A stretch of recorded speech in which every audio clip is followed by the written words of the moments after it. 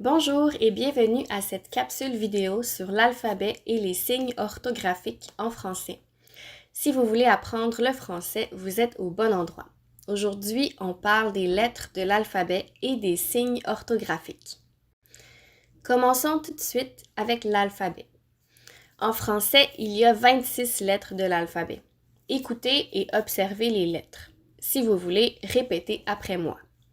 A, B, C, D, E, F, G, H, I, J, K, L, M, N, O, P, Q, R, S, T, U, V, W, X, Y, Z. Vous avez probablement remarqué que chaque lettre est écrite deux fois. C'est parce qu'on peut les écrire de deux façons, en majuscules et en minuscules. Les lettres majuscules sont les plus grandes. Elles sont normalement au début des mots et des phrases. Les lettres minuscules sont les plus petites. Pour faire la différence, quand on parle, on nomme seulement la lettre majuscule ou minuscule. Par exemple, ceci est un G majuscule. Cela est un G minuscule. Voilà. Remarquez aussi dans quel ordre sont écrites les lettres. C'est l'ordre alphabétique. C'est très utile si vous cherchez un mot dans un dictionnaire, par exemple.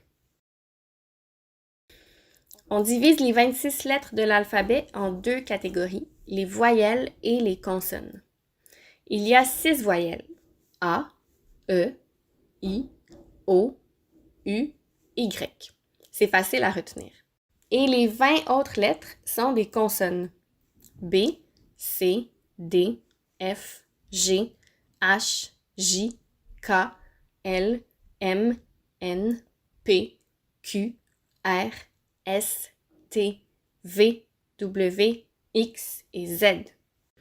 Pour faire la différence entre les consonnes et les voyelles, c'est facile, on écoute leur prononciation.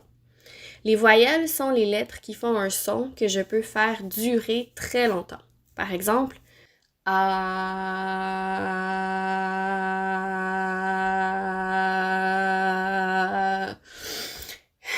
Si j'avais assez de souffle, je pourrais continuer le son à l'infini. J'aurais seulement à faire vibrer mes cordes vocales. C'est la même chose pour les autres voyelles. E, I, O, U, I, Y. Très simple. Pour les consonnes, c'est différent parce que soit le son qu'elles font est plus court, soit on a besoin de quelque chose de plus que les cordes vocales pour le prononcer. Par exemple, B. C'est très court. Je ne peux pas allonger ce son-là. Même chose pour M, P, T. Sinon, pour prononcer F, j'ai besoin de mes dents. Et pour S, j'ai besoin de ma langue. Bref, c'est juste un petit aperçu, je ne peux pas vous faire un cours de phonétique ici. Vous avez surtout besoin de mémoriser les 6 voyelles A, E, I, O, U, Y et de vous rappeler que toutes les autres lettres de l'alphabet sont des consonnes. Voilà! Continuons avec les signes orthographiques.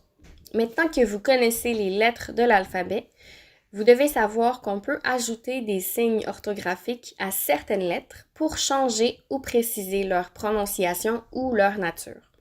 Ces signes orthographiques sont appelés les accents, la cédille et le tréma. Les accents sont de petits traits qu'on ajoute par-dessus certaines voyelles. Il y en a 3. Le premier, l'accent aigu. On l'ajoute sur le E pour faire le son E. Écoutez la différence. E, E, de, D. Le deuxième accent est l'accent grave. C'est un trait qu'on fait dans l'autre direction. On peut l'ajouter sur le E pour faire le son E ou sur le A et sur le U, dans certains mots bien précis. Écoutez la différence. Tre, très, la. Le troisième accent est l'accent circonflexe. Celui-là se fait avec 2 petits traits et on dit qu'il ressemble à un chapeau. Il existe sur le A, le E, le I, le O et le U. On dit parfois qu'il sert à allonger la voyelle, même si ce n'est pas tout à fait exact. Écoutez la différence. Ami, âme. Côte, côte. Jeune, jeûne. Vétérinaire, vêtements. Ensuite, la cédille est une sorte de petite patte qu'on ajoute sous la lettre C pour changer sa prononciation dans certains mots. Tiens, il me semble que j'ai déjà vu ça quelque part.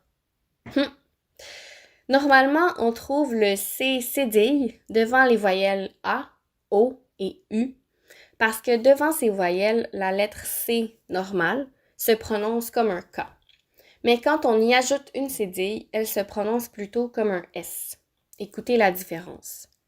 K, sa, con, son. Finalement, le tréma. Le tréma se forme de 2 petits points qu'on ajoute au-dessus d'une voyelle. Il est assez rare en français et on le trouve dans certains mots seulement. Il sert généralement à indiquer qu'on doit séparer la prononciation de 2 voyelles qui sont collées. Écoutez la différence. Mais, maïs. Endroit, androïde. Voilà.